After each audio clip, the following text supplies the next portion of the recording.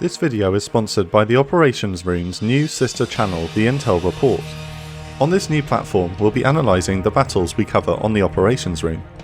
We'll be looking at the campaigns, strategy, tactics, technology, people, intelligence, planning, mistakes, and other concepts that explain why things went the way they did. Our intention is to release an analysis video on the Intel Report at the same time as the corresponding battle animation video on the Operations Room, which it is analysing. For example, in support of the Battle of the Bulge series, we'll be looking at how the German forces kept the surprise assault a genuine secret, why the German tanks were so ill-suited for the campaign, why did the 101st Airborne remain adamant that they didn't need rescuing by pattern, and other topics. To support the Iwo Jima series, we'll be exploring why the naval barrage didn't work, the invasion from the Japanese soldiers' perspective, the kamikazes, the Japanese holdouts that didn't surrender until 4 years later. We'll also be looking back at the Desert Storm campaign and other previous releases. We'll be bringing you the most explosive and exciting real combat footage, as well as animations, photos, interviews, maps, and data, as well as some guest writers to help us in our analysis. Please go subscribe to the Intel Report now.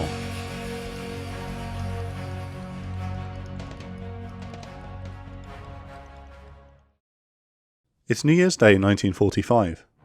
Leading aircraftsman Desmond Shepard is an armourer with RAF 137 Squadron, stationed at an airbase in Eindhoven in the Netherlands.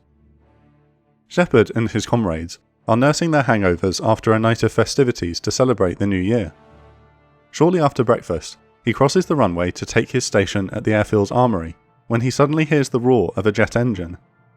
He watches in horror as an Me-262 jet, followed by waves of FW-190 and Me-109 fighters, scream at low level towards the airfield.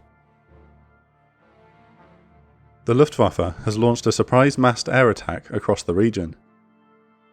Hours earlier, at the crack of dawn, 1,035 German aircraft start their engines at 38 airbases across western Germany. The Luftwaffe aircraft taking off have been carefully concealed for this very moment. They are taking part in Operation Bodenplatte, or baseplate, the brainchild of Luftwaffe Chief Hermann Göring. The German offensive into the Ardennes has stalled short of the Meuse River, and the Fuhrer is searching for a way to regain the initiative. He settles on two solutions: Bodenplatte and Nordwind. Operation Bodenplatte is a plan to muster every Luftwaffe aircraft still flyable and launch a massive air offensive against Allied airfields in Western Europe to wrestle back control of the skies above the Ardennes battlefield. This plan was originally scheduled for December the 16th to support the ground attack, but the same poor weather which kept Allied aircraft grounded also forced a postponement for the Luftwaffe. Operation Nordwind is a ground offensive which will commence in conjunction with the air operation. The German 1st and 19th Armies will launch a limited attack into Alsace and Lorraine to draw off American forces from the Ardennes. The Fuhrer hopes that this twin blow in the air and on the ground will be enough to swing momentum back to his forces in the Bulge and allow them to restart their offensive towards Antwerp. General of Fighters Adolf Galland disagrees with the plan and argues to Göring that the Luftwaffe's last reserves should be used to combat the Allied strategic bombing campaign. However, Göring is desperate to rebuild the prestige he enjoyed at the beginning of the war, and is willing to resort to harsh measures for Bodenplatte.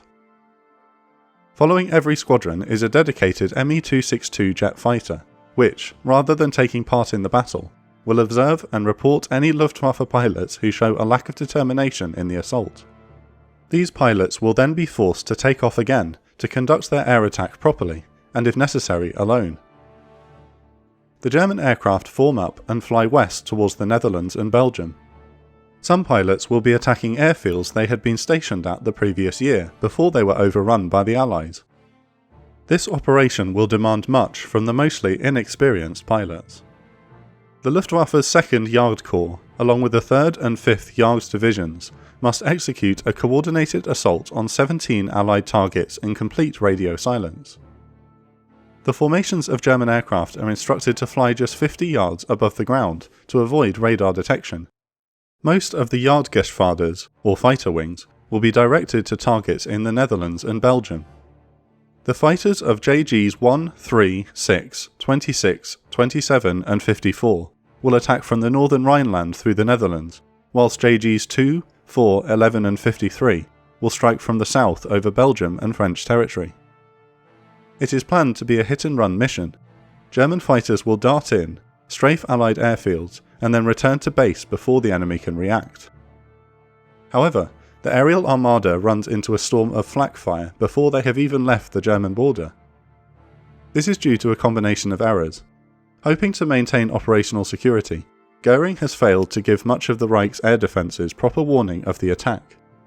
Furthermore, the routes of JG6 and 54 have taken them right over the V2 rocket launch sites near The Hague, where a massive concentration of flak guns opens fire on what they believe is an enemy air raid. It does not help matters that German anti-aircraft gunners have grown accustomed to only seeing Allied aircraft in the skies above Europe at this late stage of the war.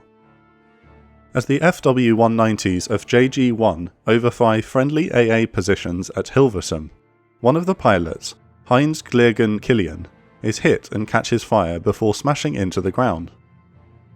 Kilian is an ace with 8 kills from the North Africa campaign, but is killed before he even leaves friendly territory. 16 Luftwaffe aircraft are shot down by friendly fire before they reach the battlefield, but the rest press on to their targets as the morning sun reveals a clear winter sky. The Allies are oblivious to the massive enemy attack. British intelligence has been monitoring the build-up of German aircraft on the Western Front, but don't suspect an imminent attack on such a large scale. At Bletchley Park, ultra decrypts have repeatedly noticed the term special undertaking in Luftwaffe communications, yet this ominous sign is dismissed.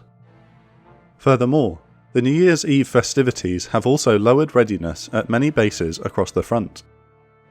As such, Allied air controllers are bewildered when the waves of FW-190 and Me-109 fighters arrive overhead at their airfields. An RAF squadron leader at Nocker in Belgium spots the incoming fighters and places an urgent call to his headquarters, only to be told, "This is January 1st, old boy, not April 1st. The line goes dead as the attack commences. Back at Eindhoven, Shepard watches in horror as the German fighters scream in, picking their targets and performing low-altitude strafing runs. The squadron of RAF Typhoons which had been taxiing down the runway come under fire. The lead aircraft is shot up and bursts into flames, blocking the rest of the Typhoons from taking off. One Typhoon pilot stands on his brakes and applies power to lift his aircraft's nose so he can fire back at the enemy from the ground. Nonetheless, the FW-190s and Me-109s make several strafing passes, decimating the airbase. Eindhoven's runways are clogged with Spitfires and Typhoons because it is one of the few airfields in the Netherlands which has a concrete runway, making it easy to clear of snow. As such, multiple RAF squadrons are congregated at the cramped airbase to avoid having to land on dirt fields, leading to disaster when the enemy strikes. Altogether, the German attackers destroy 31 RAF aircraft on the ground and damage another 30. The Luftwaffe achieves surprise in most instances.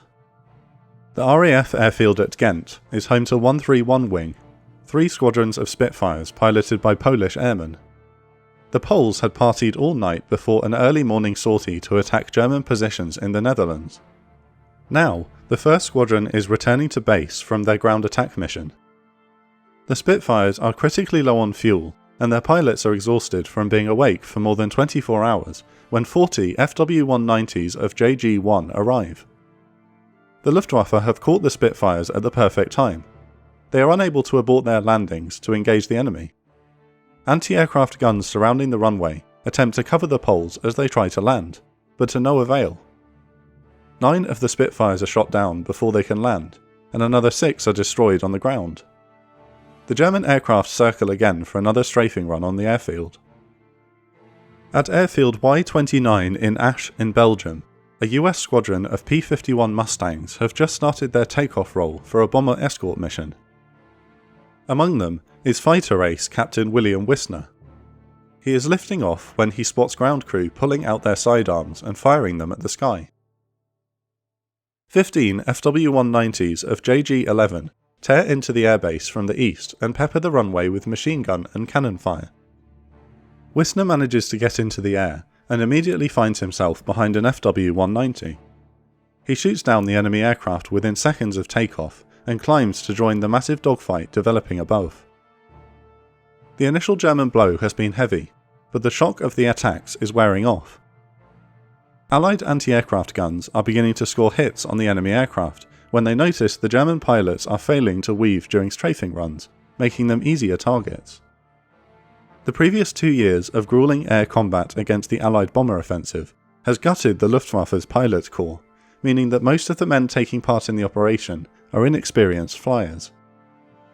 Rather than executing the planned hit-and-run tactics and turning for home after their initial strafing runs, many German pilots loiter above their target airfields while anti-aircraft fire zeroes in on them. The Luftwaffe is unable to achieve surprise at some bases. A formation of 78 aircraft from JG6 is searching for the major airbase of Volkel in the Netherlands when they become lost after their Pathfinder prematurely turns for home. In a stroke of bad luck, the attackers unintentionally overfly the airfield of Heesch at low level, where 10 Spitfires from 401 Squadron are based. Unbelievably, the young German pilots fail to spot the airfield as they are too focused on maintaining formation. The RAF fighters scramble and surprise the German attackers. With the enemy aircraft flying so low, the Spitfires dive out of the sun and easily track their aircraft against the snowy ground. The following dogfight is one-sided. JG6 is one of the newest fighter formations in the Luftwaffe, having been formed just 4 months prior, and its inexperienced Luftwaffe pilots are no match for RAF veterans, who pick them off one by one. Some attempt to fight back, whilst others flee the battlefield. 401 Squadron are soon joined by more Spitfires and a squadron of Hawker Tempests from the airbase at Volkel, who add to the slaughter. British airmen shoot down 27 out of the 78 aircraft in JG6 for the loss of only 2 of their own, and the attack on Volkel is aborted.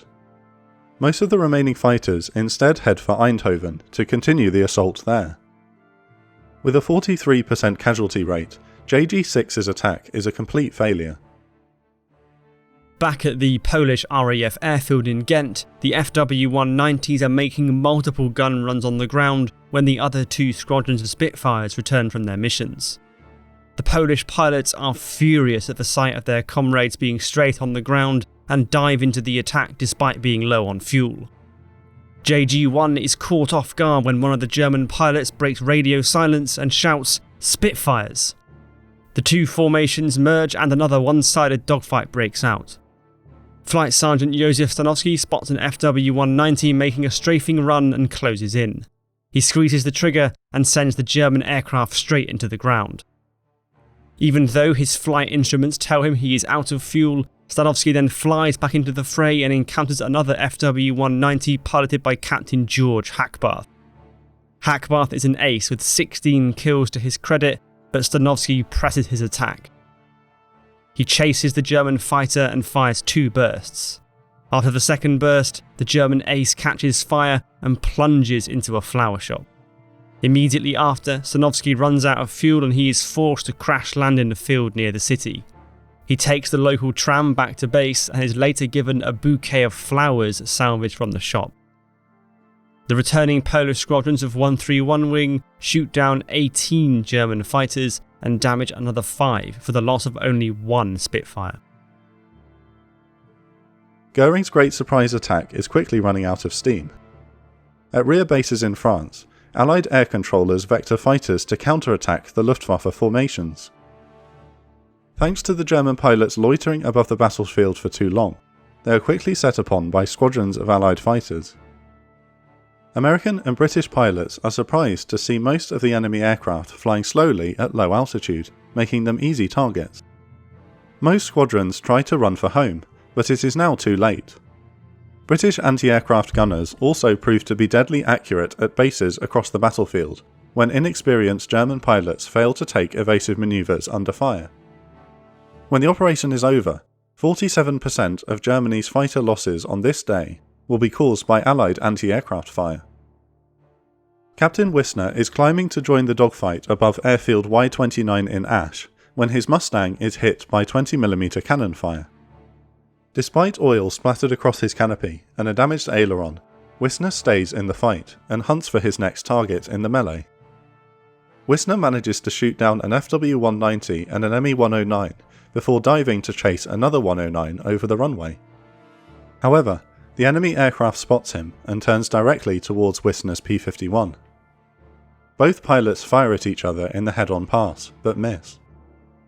Screaming past each other, they simultaneously turn for another head-on pass. This time, Wissner hits the 109 in the nose and the German aircraft crashes into the ground. Captain Wissner has scored 4 kills in under an hour, and he will later receive the Distinguished Service Cross for his actions above the airfield. The Luftwaffe squadrons are now in full retreat towards the relative safety of the German border. 21 Me-262 jet fighters of KG-54 are ordered to overfly the airfield at Volkel to document the results of the attack by JG-6. These 262s are the only jet-powered German fighters operating as a formation, but their task is merely to carry out reconnaissance. They mistake the airfield at Eindhoven for Volkel and move in to photograph the damage. The 262s are targeted by heavy anti-aircraft fire, but their pilots use their superior speed to evade the flak batteries and return to their home bases. No Me-262s are shot down in Operation Baseplate, but they also play an insignificant role in the battle. In contrast to the jets, the propeller-driven German squadrons are suffering heavy losses. RAF and USAAF fighters decimate their foes as they attempt to flee back towards the Reich. With the larger Luftwaffe formations attracting most of the attention from the marauding Mustangs and Spitfires, German aircraft are ordered to split into small groups of 2 aircraft each to give them a better chance of surviving.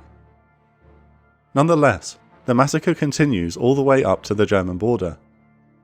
To add insult to injury, German flak batteries once again pepper their own fighters with anti-aircraft fire. By noon, the last remnants of the German attackers have returned to base, many in fighters which are barely functioning. In many cases, their squadrons have suffered well over 50% casualties. Operation Bodenplatte is a disaster for the Luftwaffe and its pilots. Although they have managed to destroy 305 Allied aircraft and damage 190 others, these losses cannot be easily absorbed. The Allies will maintain uninterrupted air supremacy over the skies of Europe. On the other hand, the costly offensive has ripped the heart out of the Luftwaffe. 271 fighters are destroyed, with another 65 damaged, the largest single-day loss for the German Air Force during the entire war. More costly, however, is the loss of over 220 irreplaceable pilots killed, wounded or captured. General of Fighters Adolf Galland mourns the costly attack, saying, "We have sacrificed our last substance." The Luftwaffe will never again rise to seriously challenge Allied air power in the Second World War.